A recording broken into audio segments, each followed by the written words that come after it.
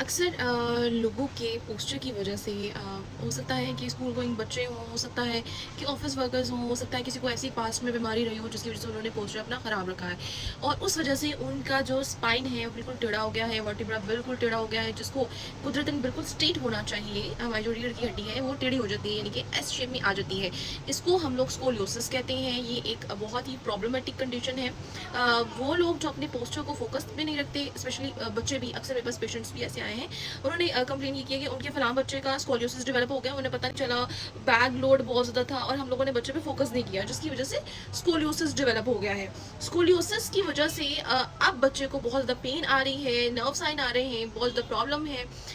Definitely फिर उन्हीं बच्चों को या उन लोगों को जिनको स्कोलियोसिस डेवलप होता है, उनके पोस्चर की वजह से बहुत ज़्यादा मसलों का सामना करना पड़ता है, बहुत ज़्यादा पेन को सफ़र करना पड़ता है। ये एक ऐसी कंडीशन है और सब लोग समझते हैं कि हमें अब क्या करवाना चाहिए, क्या सर्जरी होगी, क्या सर्जरी के बिना हम लोग ठीक हो सकते हैं। तो आप लोग बिल्कुल ठीक हो सकते हैं। अपने स्कोलियोसिस को सबसे पहले टाइम पे आइडेंटिफाई करें, पोस्चर को इतना ख़राब मत किया करें कि वो उस तरह से उसको स्कोलियोसिस को लीड कर जाए। और फिर अगर प्रॉब्लम आती भी है, इसमें मल्टीपल इसकी कॉजेज हो सकती हैं, बाय बर्थ भी हो सकता है, जेनेटिकल भी हो सकता है, पोस्चर की वजह से भी हो सकता है, कोई बीमारी रही है उसकी वजह से भी हो सकता है। अगर तो आपको ऐसा कुछ भी हुआ है, स्कोलियोसिस डेवलप हो गया है, तो इसका ट्रीटमेंट हम लोग एडजस्टमेंट और थेरेपी के जरिए करती हैं। एडजस्टमेंट से हम आपके स्पाइन को उसकी ओरिजिनल जगह पे लेकर आने की कोशिश करते हैं। कुछ सेशंस होते हैं, मरीज को हमें फॉलोअप देना पड़ता है।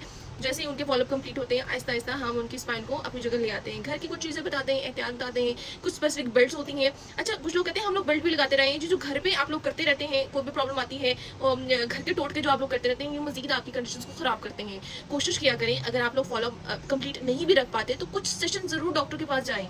डॉक्टर आप लोगों को बेहतरीन सलाह देंगे, आप लोगों को बताएंगे कि अब आपने ये बेल्ट यूज़ करनी है या नहीं करनी है, वर्जिशें अब आपने करनी है या नहीं करनी, या कौन सी वर्जिशें आपने ऐड करनी है। डेफिनेटली हर एक दिन बाद हमारी एक्सरसाइज भी चेंज होती हैं, हमारे जो घर की चीज़ें हम बताते हैं, उनकी एर्गोनॉमिक्स बताते हैं, वो भी चेंज होता है। डेफिनेटली डेली ट्रीटमेंट भी चेंज होता है। आप लोग अगर ट्रीटमेंट नहीं भी फॉलोअप करना चाह रहे तो एटलीस्ट डॉक्टर से जाके मशवरा ज़रूर करें, बजाय कि आप लोग ऐसी बीमारियों को बहुत ज़्यादा स्वेयर करते जाएं और ये एक टाइम पे बहुत ज़्यादा मसला लीड कर जाते हैं। स्पेशली अगर आप लोगों के बच्चों को ऐसी कोई भी कंडीशन है तो उनमें ज़रूर एहतियात करें और ऐसी कोई भी चीज़ आप खुद से ना करें।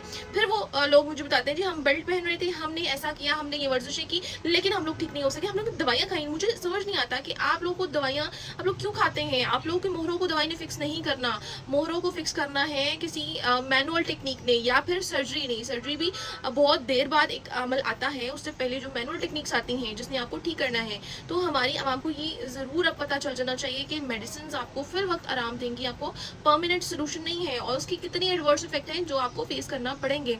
तो बजाय कि आप लोग सस्ते में दवाइयाँ खाते रहे, आप ज़रूर किसी अच्छे प्रोफेशनल फिजियोथेरेपिस्ट, कायरोप्रैक्टर के पास जाएं, जिससे अपनी कंप्लीट डिस्कशन करें।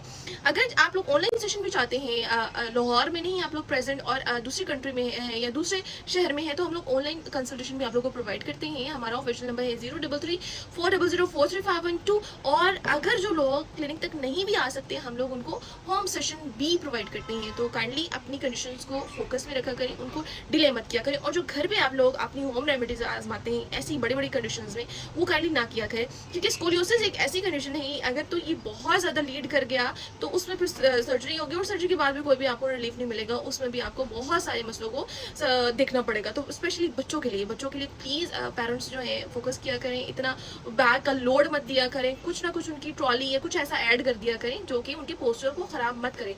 और सबसे बड़ी बात है, जो दूध की कमी से जो उनकी विटामिन डी की डेफिशिएंसी आती है उसको प्रॉपर रखा करें। विटामिन डी की डेफिशिएंसी ही ऐसी बीमारियों को लीड करती है। तो आज का मेरा टॉपिक था अबाउट स्कोलियोसिस। अगर तो आप लोग ऐसी किसी भी कंडीशन में मुब्तला हैं, जानते हैं, फैमिली में कोई है, तो उनके लिए एक मैसेज है कि दवाइयाँ मत खाएं, एक प्रोफेशनल फिजियोथेरेपिस्ट या कायरोप्रैक्टर के पास जाएं, इसको मैनुअली फिक्स करवाएं। और अगर नहीं होता तो फिर उसको जो है किसी ऑर्थोपेडिक और सर्जन के पास जाके ज़रूर डिस्कस करें। अपना ख्याल रखें और मेरी वीडियोस को सेपरेट किया करें। अगर तो आप लोग बिल्कुल ठीक हैं, आप लोग को प्रॉब्लम नहीं है, तो अभी जो भी वीडियो देखें एटलीस्ट उसको एक अच्छी इन्फॉर्मेशन मिल जाए। शुक्रिया।